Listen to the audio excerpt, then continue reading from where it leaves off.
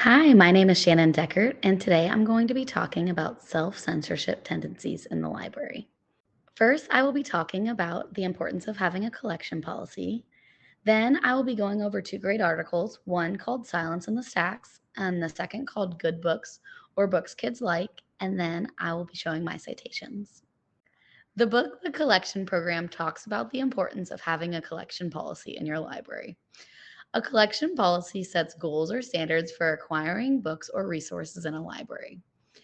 One reason it's important to have a collection policy is that it protects patrons' intellectual freedoms. By having a set standard, it allows for less censorship to occur. Another reason is that it provides a global perspective and promotes diversity by encouraging various points of view and allowing for diverse authors. And the last reason is that it helps meet a high standard of collection materials. So you want your library to have the best materials that help enhance the school curriculums and also have students learn about topics that are interesting to them. I found an article called Silence in the Stacks, an exploration of self censorship in high school libraries. The article defined that self censorship occurs when a librarian engages in a self preserving, self defense mode to prevent potential conflicts and challenges with materials they consider to be controversial. The article really followed along with three research questions. One, what, if any, are the relationship between a school's characteristics and the absence of a controversial book? Number two, to what extent, if any, are high school librarians engaging in self censorship? And number three, which controversial topics are least likely to be found in high school library collections?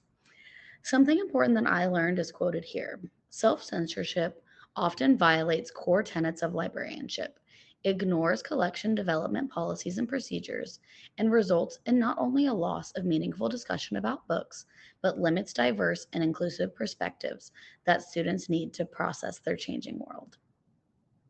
There are many problems with self censorship. The main problem is that it denies access to information for our patrons.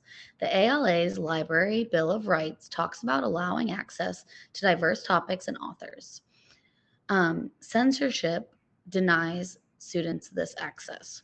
Another problem is that censorship can be unintentional.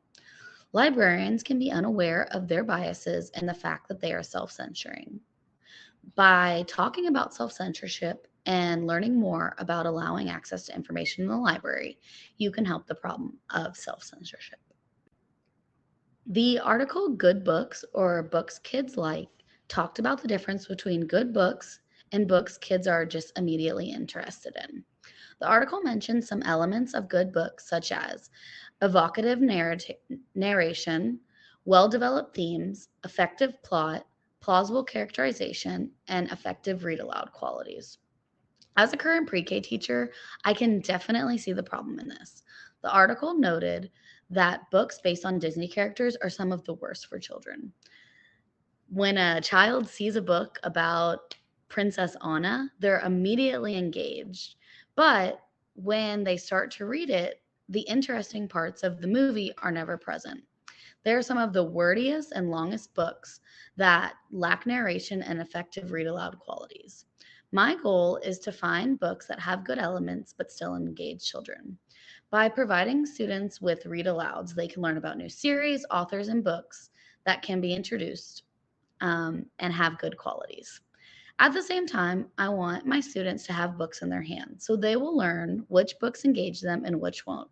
So, my hope for students is to just keep reading. Thank you so much for your time.